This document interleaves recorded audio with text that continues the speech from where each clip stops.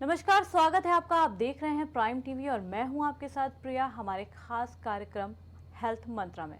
Health मंत्रा हमारा एक ऐसा सेगमेंट है जिसमें हम स्वास्थ्य से जुड़ी समस्याओं पर चर्चा करते हैं और आपके साथ जानकारी साझा करते हैं। तो इसी कड़ी में आज हमारे साथ स्टूडियो में मौजूद हैं डॉक्टर नितेश कुमार श्रीवास्तव, जो एक सीनियर ऑक्यूपेशनल थेरेपिस्ट हैं KGMU लखनऊ से। तो डॉक्टर, बहुत बहुत स्वागत है आपका हमारे खास कार्यक्रम हेल्थ मंत्रा में। Thank you ma'am. डॉक्टर, सबसे पहले हमारा सवाल दर्शकों के लिए ये है कि ऑटिज्म है क्या? देखिए, ऑटिज्म एक न्यूरो डेवलपमेंटल डिसऑर्डर है जो मोस्टली बच्चों में देखा जाता है। अगर हम इसका हिंदी रूप देखें तो हिंदी में इनको बोला जाता है कि स्वलीनता, मतलब बच्चे अपने आप में खोए रहते हैं, अपने आप में लीन रहते हैं। वो उनका सोशल इंटरेक्शन बहुत कम रहता है, जैसे दूसरे बच्चों के साथ खेलना, दूसरे को रिस्पॉन्स करना, नेम से अपने नाम से बुलाने पे बच्चे देखते नहीं हैं, आई कांटेक्ट नहीं देते हैं। तो ये सब कॉमन प्रॉब्लम होता है जो ऑटिज्म के बच्चे में देखा जा सकता है। मतलब एक ही चीज़ है कि वो अपने आप में खोए रहते हैं, उन्हें मतलब एक्सटर्नल इन्वायरमेंट से कोई मतलब नहीं रहता है, वो अपनी दुनिया में खोए रहते हैं। ये है कॉमन ऑटिज्म का डेफिनेशन। अगर हम सिम्टम्स की बात करें तो उसमें काफ़ी सिम्टम्स होते हैं। जैसे कोर सिम्टम्स होता है problem in social communication. Social communication में प्रॉब्लम देखा जाएगा। जैसे कि हम जानते हैं कि एक टिपिकल बच्चा है जिसको आप नाम से पुकारेंगे, वो बच्चा नाम से पुकारने पर आपकी ओर देखता है, आपको स्माइल देता है। ये सारे प्रॉब्लम्स आपको ऑटिज्म के बच्चे में नहीं दिखेंगे। आप उन्हें नाम से पुकारेंगे तो मे भी 10 बार आप पुकारे तो शायद वो एक बार देख ले, अदरवाइज वो नहीं देखते हैं, वो अपने किसी पर्टिकुलर चीज़ों में खोए रहते हैं। दूसरा है कि उनके कुछ कुछ रिपीटिटिव बिहेवियर्स रहते हैं, जैसे हैंड को फ्लैपिंग करना, रॉकिंग करना, या किसी पर्टिकुलर चीज़ को देखना, व्हील को घुमाना या टॉयज़ को लाइन में लगाना। ये सब कॉमन फीचर देखे जाते हैं ऑटिज्म में। तीसरा है कि उनका इंटरेस्ट काफ़ी कम होता है, जैसे रेस्ट्रिक्टेड इंटरेस्ट होता है। रेस्ट्रिक्शन इंटरेस्ट का मतलब है कि वो अपनी चीज़ों में खोए रहेंगे, वो किसी दूसरे काम में नहीं जाते हैं। आप उनको बार बार बुलाइएगा फिर भी वो ध्यान नहीं देंगे, लेकिन अपनी चीज़ों में उनका ध्यान रहेगा, वो अपनी चीज़ों में खोए रहते हैं। तो ये सब कुछ कॉमन फीचर्स हैं। इसके अलावा आप देखेंगे तो ऑटिज्म में और भी काफ़ी एडिशनल फीचर्स होते हैं, जैसे किसी बच्चे में सीजर्स के प्रॉब्लम्स हो सकते हैं, किसी में गैस्ट्रोइंटेस्टाइनल के प्रॉब्लम्स हो सकते हैं। Behaviour one of the common है, ऑटिज्म को बोला जाता है कि it's a social communication behaviour problem. तो बिहेवियर मोस्टली आपको लगभग सभी बच्चों में देखने को मिलता है। बिहेवियर में एंजाइटी बिहेवियर है, टेंट्रम शो कर सकते हैं, कभी कभी बच्चे अपने आप को सेल्फ हिटिंग भी करते हैं या दूसरे को मार भी सकते हैं। तो जैसा कि हमने बताया कि ऑटिज्म एक ऑटिज्म नहीं बोल सकते हम, इसको बोलते हैं ऑटिज्म स्पेक्ट्रम डिसऑर्डर। तो एक स्पेक्ट्रम है, यानी कि बहुत कम से लेकर बहुत ज़्यादा तक बिहेवियर होता है। इनको आप ऐसे देख सकते हैं कि स्पेक्ट्रम बहुत बड़ा है। लोअर साइड में भी सिम्टम्स हो सकते हैं और हायर साइड में फिर काफ़ी सिम्टम्स हो सकते हैं। बट कोर सिम्टम्स है ये social communication, repetitive behaviour and restricted interest. इन तीनों के बेसिस पे ही मोस्टली सिम्टम्स होते हैं। तो डॉक्टर साहब, हम जानना चाहेंगे, जैसे बच्चे ग्रोइंग एज में होते हैं तो माँ बाप इतना ध्यान नहीं देते हैं, या बहुत छोटे बच्चे होते हैं, तो किस एज में ज़्यादा हाई रिस्क रहता है? मैम, रिस्क जैसे ऑटिज्म है, ये मैंने बोला कि न्यूरो डेवलपमेंटल डिसऑर्डर है, तो ये बर्थ के समय से ही होता है। तो आपको टिपिकल 6 मंथ, 9 मंथ या 12 मंथ तक आपको सिम्टम दिखने लगेंगे। जैसे मैंने बताया कि सोशल कम्युनिकेशन है, बच्चा नेम से रिस्पॉन्स नहीं कर रहा है, आई कांटेक्ट नहीं दे रहा है, अपने में खोया हुआ है, ये चीज़ दिखने लगते हैं 9 मंथ और 12 मंथ तक। बट जैसा कि डायग्नोस्टिक क्राइटेरिया है, मोस्टली डायग्नोसिस 3 ईयर्स तक होता है। 3 ईयर्स से पहले कोई डायग्नोसिस नहीं होता है। लेकिन कुछ है, जैसे एम चार्ट रिवाइज वर्सन है, उसको हम 16 मंथ तक भी हम क्वेश्चनियर करके एक स्क्रीनिंग कर सकते हैं कि हमारे बच्चे में प्रॉब्लम है या नहीं है। मोस्टली ये स्क्रीनिंग ये बताता है कि हमारा बच्चा हाई रिस्क में है या नहीं है। अगर हाई रिस्क में है तो डेफिनेटली उस समय हमें जाना चाहिए, किसी प्रोफेशनल से मिलना चाहिए।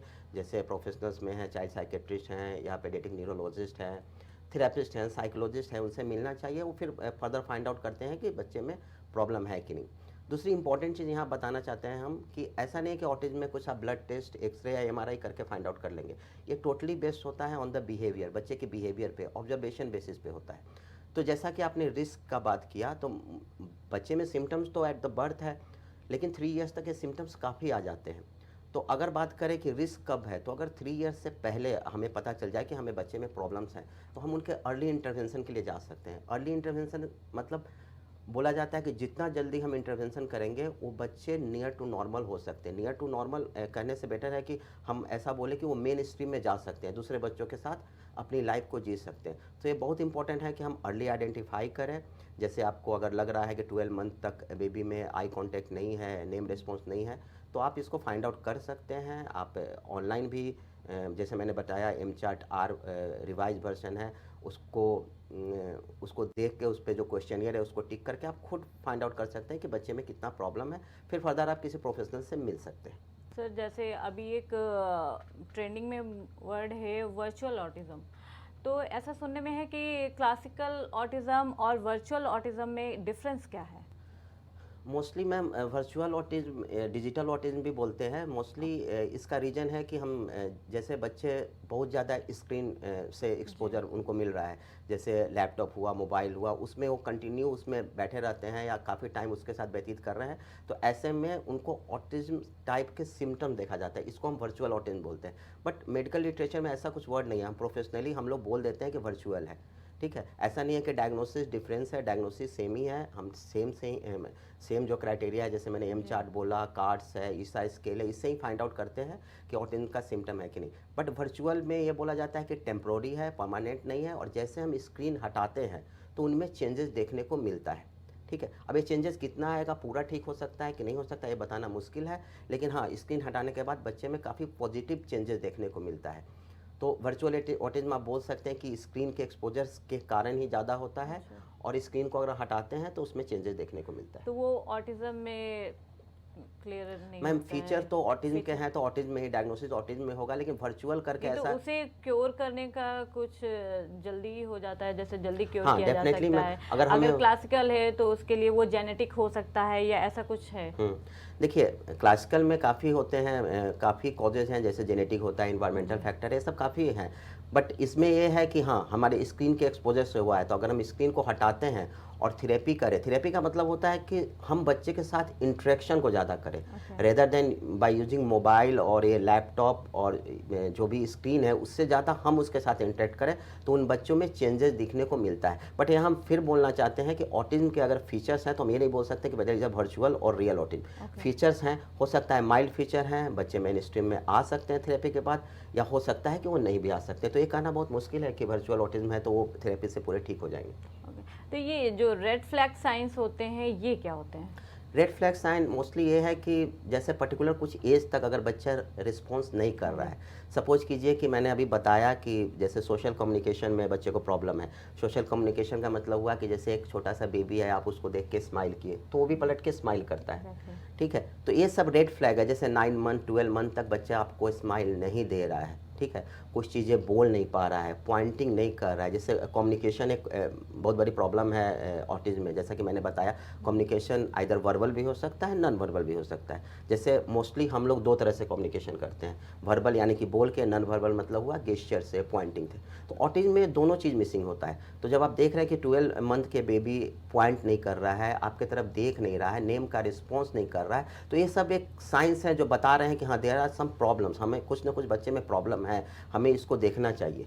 उसके अलावा हुआ बच्चा रिपीटेटिव बिहेवियर, जैसे हैंड फ्लैपिंग कर रहा है, रॉकिंग कर रहा है, तो ये सब बताता है कि कुछ ना कुछ प्रॉब्लम्स हैं। तो ये सब रेड फ्लैग में आता है। जैसे 12 मंथ तक बेबी का एक वर्ड भी नहीं आया, या फिर कोई उससे बोल रहा है तो पर्टिकुलर किसी वर्ड को रिपीट कर रहा है, अपने में खोया हुआ है 12 to 16 मंथ तक। तो ये सब रेड फ्लैग साइन है जो हमें बताते हैं कि बच्चे में कुछ प्रॉब्लम है। और ऐसे समय में जैसा हमने बताया कि आप पर ये अवेयरनेस की कमी की वजह से लोग जान नहीं पाते हैं। बिल्कुल अवेयरनेस की कमी है। अवेयरनेस की कमी हम क्या बोले, पेरेंट्स तो बिल्कुल समझ नहीं पाते हैं कि प्रॉब्लम्स क्या है। वो इस प्रॉब्लम्स के लिए जैसे मैंने बताया कि आप एम चार्ट या कुछ कर सकते हैं, या किसी प्रोफेशनल से मिल सकते हैं। बेटर आपको प्रोफेशनल्स गाइड कर सकते हैं कि ये अर्ली सिम्टम ऑफ ऑटिज्म है या कुछ ऐसे ही प्रॉब्लम है। ठीक है, और जितना जल्दी मैं फिर बोला कि जितना जल्दी ये आइडेंटिफाई हो जाता है उतना अच्छा है, ताकि हम थेरेपी शुरू कर सकते हैं एंड बच्चे में इम्प्रूवमेंट देख सकते हैं। तो सर ये ADHD और ऑटिज्म में क्या फ़र्क है? मैम एडीएचडी और ऑटिज्म, जिसको एएसडी बोलते हैं, ऑटिज्म स्पेक्ट्रम डिसऑर्डर, दोनों अलग अलग है, दोनों अलग अलग डायग्नोसिस है। पर 30 to 40% में दोनों डुअल डायग्नोसिस भी होता है। जैसे एक एएसडी का बच्चा है तो उसमें एडीएचडी के भी फीचर हो सकते हैं। बट अगर हम दोनों में डिफरेंस की बात करें तो एडीएचडी मोस्टली बोला जाता है attention deficit hyper active disorder, यानी कि उनका अटेंशन पुअर होगा। अटेंशन पुअर का मतलब होता है कि सस्टेन अटेंशन, बच्चा कोई भी एक्टिविटी कर रहा है उसमें थोड़ी देर किया और उसको फिनिश भी नहीं किया और दूसरी एक्टिविटी में चला जाता है, मतलब वो सस्टेन नहीं कर पाते हैं। जैसे मान लिया हम कोई टास्क दिए तो बच्चा सस्टेन अटेंशन करके उसको कंप्लीट करेगा, लेकिन एडीएचडी के बच्चा कंप्लीट नहीं करते हैं, चले जाते हैं। दूसरा हाइपर एक्टिविटी होता है, वो बिल्कुल बैठेंगे नहीं, इधर उधर भागते रहेंगे, ठीक है। और कुछ इम्पल्सिविटी बिहेवियर्स होता है, जैसे वो कुछ तोड़ फोड़ कर रहे हैं, थोड़ा कभी चीज़ों को डैमेज कर रहे हैं या कभी सेल्फ इंजरी, अपने आप को हिट कर रहे हैं, ये सब बिहेवियर होता है। बट अगर दोनों में डिफरेंस की बात करें तो दोनों अलग अलग सिम्टम है। जैसा मैंने बताया कि ईएसडी के सिम्टम्स होते हैं social, communication and behaviour, particular ये 3 चीज़ में। एडीएचडी अटेंशन है। अब अटेंशन की बात करें तो एडीएचडी में जो मैंने बताया कि सस्टेन अटेंशन का प्रॉब्लम होगा, लेकिन ऑटिज्म में अटेंशन होता ही नहीं, वो किसी पर्टिकुलर जगह पे फोकस करते हैं, किसी पर्टिकुलर ऑब्जेक्ट को, कोई लेटर या नंबर को देखते रहेंगे और आप उसको बुलाएंगे तो शिफ्टिंग नहीं कर पाते हैं, अटेंशन को शिफ्ट नहीं कर पाते हैं। तो ये कॉमन फीचर है जो एडीएचडी और एएचडी में बताता है। तो दोनों में सेम थेरेपी या जो भी क्योर करने के थेरेपिस्ट होती हैं या क्लासेस होती हैं, वो दोनों में सेम ही मैम होती है या डिपेंड करता है। जैसे एडीएचडी और एएचडी में काफ़ी डिफरेंसेस हैं। दूसरा होता है कम्युनिकेशन। जैसा मैंने बताया कि ऑटिज्म के बच्चे वर्बल और नॉन वर्बल दोनों कम्युनिकेशन नहीं कर सकते हैं, बट एडीएचडी के बच्चे हैं उनमें कम्युनिकेशन डिले होता है, बट वो जैसे नॉन वर्बल कम्युनिकेशन का लाइक पॉइंटिंग ये सब कर सकते हैं। सोशल की बात करें तो एडीएचडी के बच्चे दूसरे बच्चे के साथ खेलते हैं, थोड़ी देर के लिए जाएंगे, उनको धक्का मारेंगे, उनके साथ इंटरेक्ट करेंगे, फिर चले आएंगे। बट एएचडी के बच्चे अपने में खोए रहते हैं, वो थोड़ा सा भी इंटरेक्ट नहीं करते हैं। सेंसरी की बात करें तो सेंसरी प्रॉब्लम्स ऑटिज्म में ज़्यादा होता है, एडीएचडी में कम होता है।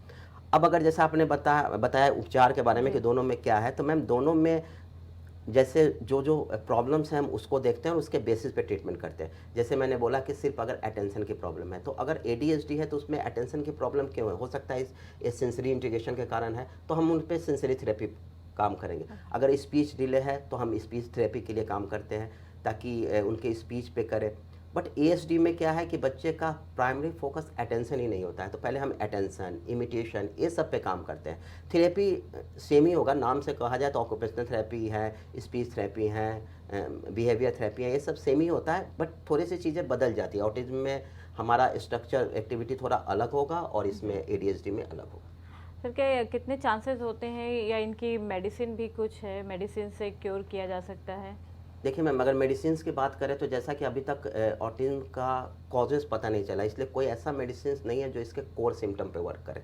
लेकिन जैसा हमने बताया कि कोर सिम्टम्स के अलावा और भी एसोसिएटेड प्रॉब्लम होते हैं। जैसे मैंने बताया कि गैस्ट्रो इंटेस्टाइनल प्रॉब्लम्स हो सकते हैं, सीजर हो सकते हैं, तो ये सब कुछ ऐसे चीज़ें हैं जिनमें मेडिसिन वर्क करता है, ठीक है, और मेडिसिन से हम इस चीज़ को दूर कर सकते हैं।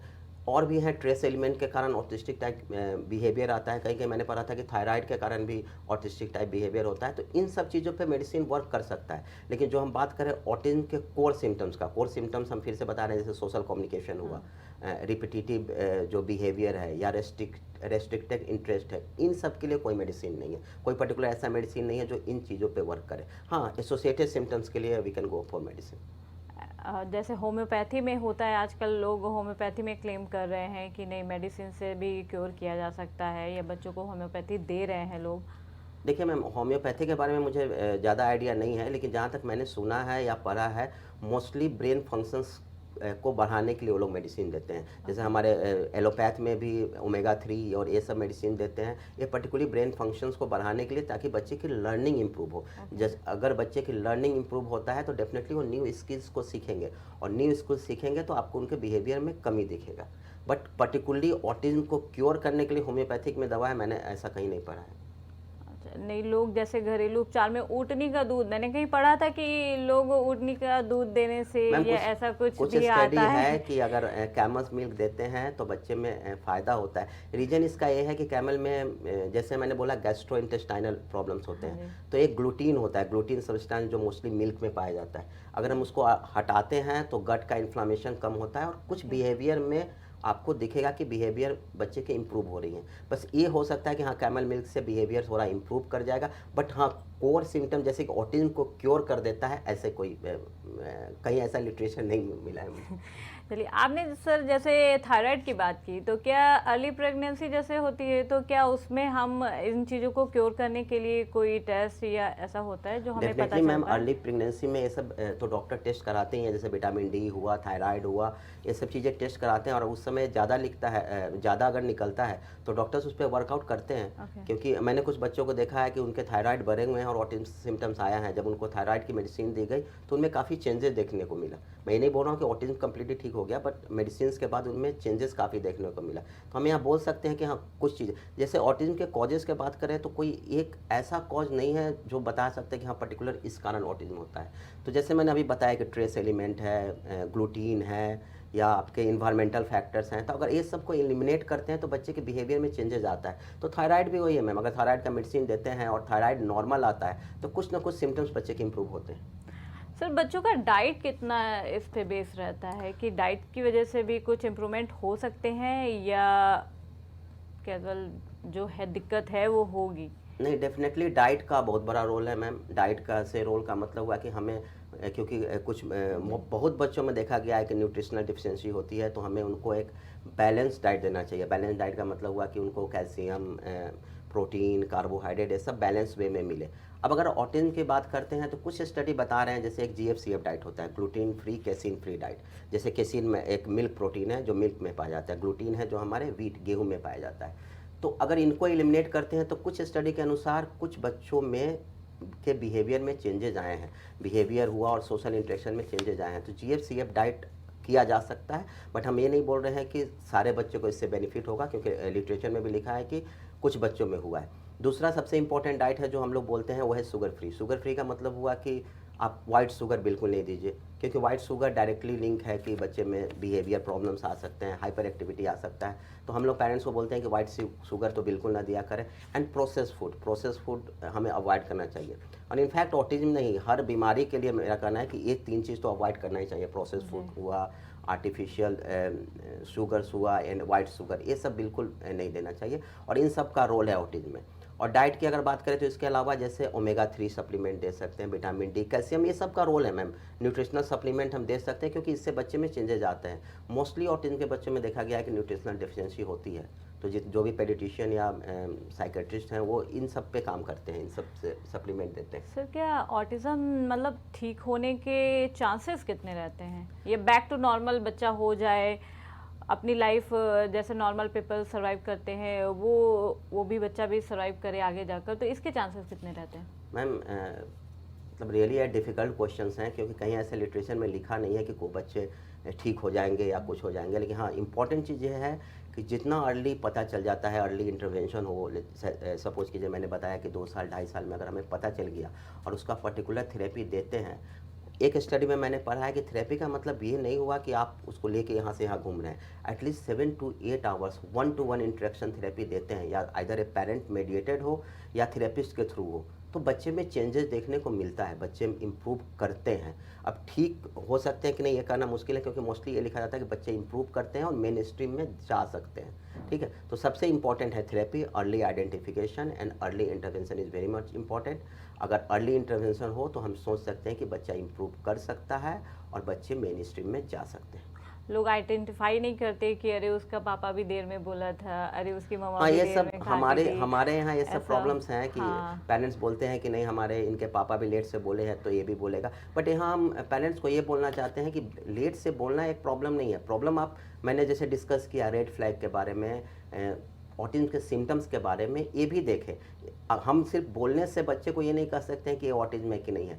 हो सकता है बच्चा लेट से बोला हो, लेकिन उसके साथ जो एसोसिएटेड सिम्टम्स है, जैसे सोशल कम्युनिकेशंस का है, बिहेवियर्स का है, ये सब सिम्टम्स बता रहा है कि ऑटिज्म है। तो जितना जल्दी हम फाइंड आउट कर ले ऑटिज्म है और जितना जल्दी उसको एक्सेप्ट करें, सबसे इंपॉर्टेंट चीज़ है हमारी कंट्री में पेरेंट्स हाँ, एक्सेप्ट नहीं accept नहीं करते करना नहीं मेरे चाहते, बच्चे को बिल्कुल, ऐसा बिल्कुल। क्यों है। तो हम जितना जल्दी एक्सेप्ट करें और जितना जल्दी उनकी थेरेपी स्टार्ट करें तो उससे इम्प्रूवमेंट होने के चांसेस ज़्यादा होते हैं। सर, इसमें स्क्रीनिंग का क्या रोल है? मैम स्क्रीनिंग, जैसे बच्चे मोस्टली हमने बोला कि खोए रहते हैं। हाँ। अब स्क्रीनिंग उनको देंगे तो बच्चा ऑब्वियसली स्क्रीन में खोया रहेगा। और स्क्रीन में खोएगा तो इंटरेक्शन नहीं करेगा, वो तो अपने आप में खोया हुआ है। मैंने पहला ही चीज़ बताया कि थेरेपी का मतलब ये नहीं है कि हम उसको पकड़ के थेरेपी दे रहे हैं। सबसे मेन इंपॉर्टेंट थेरेपी ऑटिज्म में जो है वो है हमें इंटरेक्शन बढ़ाना है बच्चे के साथ। इंटरेक्शन मतलब हमें बढ़ाना है, ना कि फ़ोन या लैपटॉप या मोबाइल से। ठीक है, ये सब मीडिया का क्योंकि यूज़ नहीं बिजी करना है। शेड्यूल में लोग मोबाइल दे दिए, अपना काम हाँ, कर लिए, बिल्कुल, टीवी बिल्कुल। ऑन कर दिया, अपना यही काम गलत है और खत्म बच्चे कर उसमें लिए। खोए रहते हैं, जो एक प्रॉब्लम है। मेरे पास कितने ऐसे बच्चे मैंने देखा है जो यूट्यूब के राइम्स बोलते हैं, लेकिन वो कम्युनिकेट नहीं कर सकते। उनको भूख लगी है, वो नहीं बोल सकते, लेकिन राइम्स पूरे-पूरे सुनाएँगे, तो उसमें बिल्कुल खोए रहते हैं। तो हम पेरेंट्स को यही एडवाइस देते हैं कि स्क्रीन टाइम जितना कम कर सके। इवन नॉर्मल बच्चों के लिए भी बोला जाता है 0 to 5 ईयर्स में हमें स्क्रीन टाइम 20 to 30 मिनट देना चाहिए। ऑटिज्म बच्चे अगर डायग्नोज होते हैं तो हम उनको पेरेंट्स को बोलते हैं कि आप बिल्कुल नहीं दीजिए, 10 मिनट्स भी नहीं दीजिए, 5 मिनट्स भी नहीं दीजिए, क्योंकि ऑब्वियसली वहाँ खोएंगे। उससे बेटर है कि आप इंटरेक्शन कीजिए, आप खुद मोबाइल बनिए, पर आप बच्चा खुद लैपटॉप बहुत बनिए। जैसे बहुत एडिक्टेड होता है तो बहुत टेंट्रम करता है, फिर माँ बाप डेफिनेटली मैम, मजबूर होकर दे देते हैं। बच्चे में ये जो होता है इसको बोलते हैं लर्न बिहेवियर। उनको पता है कि टेंट्रम करने से आप दे देंगे, लेकिन जब आप 1 दिन नहीं देंगे, 2 दिन नहीं देंगे, तो धीरे-धीरे बच्चे का टेंट्रम कम हो जाएगा। जब उनको पता चल जाएगा कि हमारे इस बिहेवियर से हमें नहीं मिलेगा, तो उस चीज़ को रिपीट नहीं करेंगे ना। हमारा लर्न बिहेवियर वो इसी को बोला जाता है कि हम जिस बिहेवियर को करते हैं और वो रीइंफोर्स हो गया, जैसे मुझे मिल गया वो चीज़, तो वो बिहेवियर रीइंफोर्स हो गया, तो उससे हम लर्न कर लिए कि हाँ, ऐसे बिहेवियर दिखाने से मुझे ये चीज़ मिल सकता है। तो हम अगर उसको ना देंगे तो जी। डेफिनेटली बच्चा धीरे-धीरे इस चीज़ को सीख जाएगा और एक्सेप्ट करेगा कि हमें नहीं मिलेगा। तो पेरेंट्स का यहाँ सबसे इम्पोर्टेंट रोल है कि उन चीज़ को ध्यान दें, उन्हें नहीं दें। जैसे पेरेंट्स, सबसे ज़्यादा प्रॉब्लम मैं क्या देखा हूँ कि पेरेंट्स का ये कहना है कि सर हमारे घर में गेस्ट आ गए, ओके। अब उनके सामने हम क्या करें? बच्चा रो रहा है, चिल्ला रहा है। हमारे क्या बोलते हैं, सास-ससुर हैं या मम्मी-पापा हैं, वो डाँटने लगते हैं कि रो रहा है, देखो बच्चा नहीं। रोए नहीं, हाँ, उसे कि चुप दे रहे, दो, वो देने कुछ में भी क्या जा रहा है? करे। लेकिन नहीं, जिस चीज़ से हमें प्रॉब्लम हो रहा है हम क्यों दें? जब हमें लग रहा है कि स्क्रीन से इसके प्रॉब्लम बढ़ रहे हैं तो हमें नहीं देना चाहिए। अब हमें पता है कि हमें कुछ ऐसी बीमारी है जो एक पर्टिकुलर चीज़ खाने से बढ़ जाएगा, तो हम नहीं खाएँगे ना। तो वहाँ स्क्रीन है, स्क्रीन एक फैक्टर है जिससे उनकी सिम्पटम्स बढ़ रहे हैं, तो हमें अवॉइड करना चाहिए। हम अपने पेरेंट्स को बोलते हैं कि आप अपने जो ग्रैंडमदर है, ग्रैंडफ़ादर हैं, जो गेस्ट आ रहे हैं, उनको भी समझाइए कि बच्चे का प्रॉब्लम्स है और हमें देने से ये बढ़ जाएगा, ठीक है? नेचुरली ये नेचुरल चीज़ है कि टेंट्रम बच्चे अपने पेरेंट्स के साथ ही दिखाते हैं, पेरेंट्स ही झेलता है। टेंट्रम वो बच्चे अपने पेरेंट्स से ही दिखाएँगे, लेकिन हमें उसको डील करना है कि कौन सही टेंट्रम है, किस टेंट्रम पे हमें देना चाहिए, किस टेंट्रम पे नहीं देना चाहिए। आजकल बच्चों को कोई रोने नहीं देना चाहता है कि नहीं ठीक है, थोड़ी देर देख लेने दो, कुछ नहीं होता है, सब बच्चे देखते हैं। बिल्कुल, सही बात है मैम, और रोने नहीं देना चाहिए। हम भी मानते हैं कि बच्चे को रोने नहीं देना चाहिए, लेकिन यही बात हम बोल रहे हैं ना कि जिस चीज़ से प्रॉब्लम है उसे हमें नहीं देना चाहिए। आप समझिए कि हम एक ऐसी चीज़ दे रहे हैं जिससे उसके प्रॉब्लम्स को बढ़ेगा, तो हमें उस चीज़ को अवॉइड करना चाहिए। सही सही।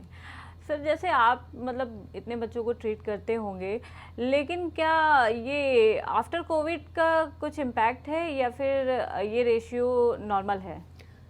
मैम कोविड में लॉकडाउन हुआ था। कोविड में लॉकडाउन होने के बाद ऑटिज़्म बच्चे में रिग्रेशन हुआ था। जो ऑटिज़्म बच्चे पर्टिकुलरली थेरेपी ले रहे थे, जैसे स्पीच थेरेपी हुआ, ओटी हुआ, ये सब सारे बंद हो गए थे लॉकडाउन के दौरान। प्रॉब्लम आने का मेन वजह है कि स्कूल बंद होना। ऑटिज़्म के बच्चे हैं जो अपने रूटीन पे वो स्टिक रहते हैं, तो उनका जो नॉर्मल रूटीन था, जो शेड्यूल था, वो ब्रेकअप हो गया, उससे उनके बिहेवियर बढ़ गए। लेकिन ऑटिज़्म लॉकडाउन के दौरान मतलब ये क्वेश्चन इसलिए है कि लॉकडाउन के दौरान बच्चे को स्क्रीन ज़्यादा दिया गया, उससे ऑटिज़्म के प्रिविलेंस बढ़े। तो ऐसा कुछ हमें कहीं नहीं दिखा मैम कि प्रिविलेंस बढ़ा है लॉकडाउन के दौरान। लॉकडाउन के दौरान प्रिविलेंस नहीं बढ़ा है, लेकिन हाँ, जो बच्चे ऑटिज़्म थे उनकी थेरेपी नहीं हो रही थी, उनके रूटीन डिस्टर्ब हुए, इससे उनमें प्रॉब्लम ज़्यादा बढ़ा। और कुछ पेरेंट्स का कहना है कि उनके बच्चे में इम्प्रूवमेंट दिखा क्योंकि वो घर में थे तो ज़्यादा टाइम दिया। तो यहाँ हम दोनों चीज़ को बोल सकते हैं, बट लॉकडाउन से इंसिडेंस में कोई फ़र्क नहीं आया। अच्छा, बच्चों की वैक्सीनेशन का भी असर आता है इस पे? मैम कुछ थ्योरी हैं, कुछ थ्योरी के अनुसार बोला जाता है कि जो वैक्सीन्स होते हैं उसमें हैवी मेटल होते हैं, और वन ऑफ द कॉज जो है ऑटिज़्म का वो बोला जाता है हैवी मेटल पॉइजनिंग। जैसे अभी कुछ दिन पहले हम कुछ डॉक्टर्स का सुन रहे थे, उन्होंने बोला कि खासकर जो टाइफाइड है, हेपेटाइटिस बी है, ठीक है, इन सब के वैक्सीन्स में मरकरी रहते हैं, हैवी मेटल्स, वो टॉक्सिक हैं। कितने ऐसे बच्चे होते हैं जिनको वैक्सीनेशन के बाद देखा गया कि ऑटिज़्म सिम्टम आए हैं, बट ऐसा कोई स्टडी नहीं है जो बता सकता है कि नहीं सिर्फ वैक्सीन ही रेस्पॉन्सिबल है। तो हम ये नहीं बोल सकते हैं कि वैक्सीन रेस्पॉन्सिबल है इस चीज़ के लिए, बट हाँ, कुछ बच्चों में ये देखा गया है, कुछ थ्योरी है।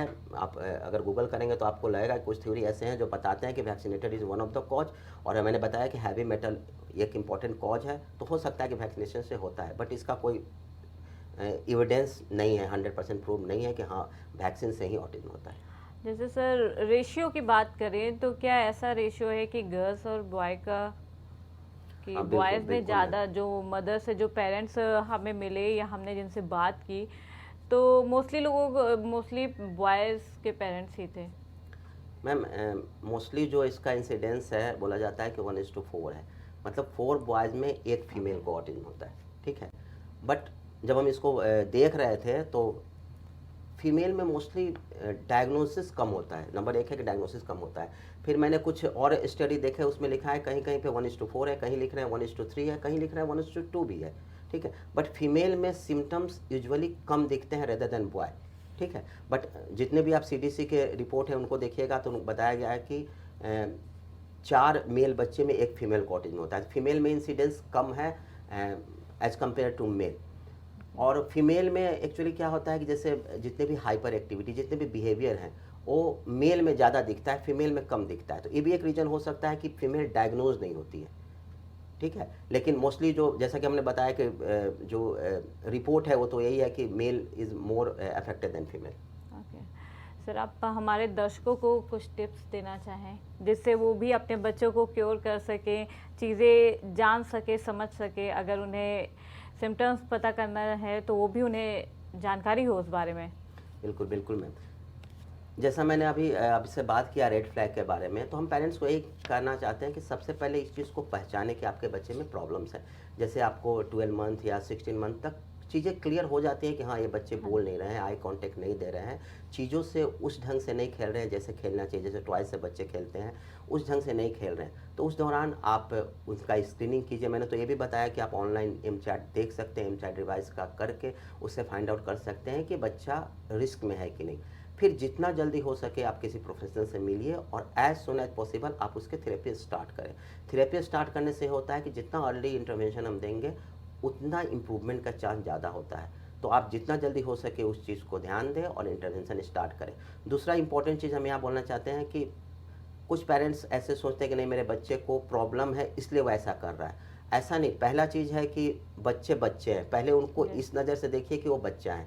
बच्चे के कुछ डिज़ायर होते हैं, बच्चे के कुछ प्ले होते हैं, वो उस ढंग से करते हैं। सब बच्चे करते हैं। जैसे मैं एग्जांपल देता हूँ कि मैं जाता हूँ देखता हूँ कुछ ऐसे बच्चे हैं जिनकी मम्मी उनको चॉकलेट नहीं खरीद रही है तो ज़मीन पे लेट जाते हैं। हाँ। ऑटिज्म के बच्चे भी लेटते हैं। तो यहाँ डिफरेंस नहीं है। ऑटिज्म के बच्चे के पेरेंट्स मुझे बोलेंगे कि नहीं सर, इसको प्रॉब्लम है इसलिए ऐसे कर रहा है, जबकि ऐसा नहीं है। वो टेंट्रम इसलिए दिखा रहा है क्योंकि उनको पेरेंट्स से वो चीज़ उनको, चाहिए। तो और पहले उन्हें पता है कि हम ऐसा हमें करेंगे करने तो से मिल मुझे जाएगा, ये डेफिनेटली मिल मिल। जाएगा। तो सबसे पहले इंपॉर्टेंट है कि आप उसको पहचानिए और बच्चे को बच्चे की तरह ट्रीट कीजिए। बच्चे के ट्रीट का मतलब आप उसको टाइम दीजिए, अपना इंपॉर्टेंट टाइम दीजिए, उनके साथ इंटरेक्शन बढ़ाइए, उनके साथ खेलिए, मोबाइल, टीवी, लैपटॉप ये सब से उनको दूर रखिए। आप जितना इंटरेक्शन करेंगे उतना इंप्रूवमेंट आपके बच्चे में दिखेगा। मैंने बताया है कि थेरेपी को भूल जाइए। मैं सब पेरेंट्स को बोलता हूँ कि थेरेपी सेकंड है। पहले आप बच्चे में इंटरेक्शन बनाइए, उनके साथ खेलिए। जब आप खेलेंगे, आप अपना क्वालिटी टाइम देंगे तो बच्चा आपके साथ खेलना शुरू होगा। जब खेलना शुरू होगा तो डेफिनेटली उसका आई कांटेक्ट, रिस्पॉन्स, ये सब इंप्रूव होंगे। और यही सब इंपॉर्टेंट फीचर है जो ऑटिज्म में है। तो सबसे इंपॉर्टेंट चीज़ है आप इस चीज़ को पहचानें और अपने बच्चे को टाइम दें, उसके साथ खेलें। लेकिन ध्यान रखें कि बच्चा बच्चा है, बच्चे के अनुसार ही उसको टाइम दें। सर एक सवाल दर्शकों का ये भी रहता है, क्या ऑटिज्म के बच्चों का आईक्यू लेवल कम रहता है? मैम कुछ हद तक मैंने देखा है कि कुछ हद तक बच्चों का कम होता है, लेकिन कहीं कहीं बच्चों का ज़्यादा भी होता है। जैसे आपने सुना होगा हाई फंक्शन ऑटिज्म, वहाँ पे बच्चों का ज़्यादा आईक्यू होता है।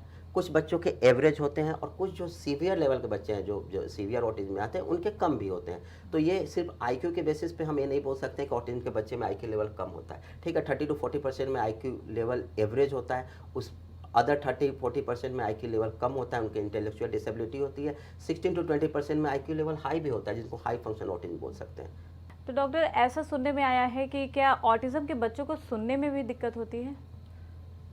नहीं, मोस्टली बच्चों को सुनने में प्रॉब्लम नहीं होता है। जैसा कि मैंने बताया कि उनको अटेंशन में प्रॉब्लम होता है। जैसे जैसे कि मैंने बोला कि नेम रिस्पॉन्स पुअर होता है, तो आप नाम से बुलाएंगे तो बच्चा आपकी ओर देखता नहीं है। इसका मतलब ये नहीं है कि उनको सुनने में प्रॉब्लम है। हियरिंग इम्पेयरमेंट में कोई प्रॉब्लम नहीं है, बट उनका रिस्पॉन्स स्लो है, वो रिस्पॉन्स नहीं देते हैं। तो कितने हैं प्रोफेशनल जो उस समय हियरिंग के टेस्ट कराते हैं, जैसे हुआ बेरा टेस्ट है, हियरिंग के कुछ टेस्टेज आते हैं, उससे फाइंड आउट हो जाता है कि बच्चे में हियरिंग प्रॉब्लम नहीं है, अटेंशन की प्रॉब्लम है। तो इसको आप फाइंड आउट कर सकते हैं कि इन बच्चों में हियरिंग का इशू नहीं है।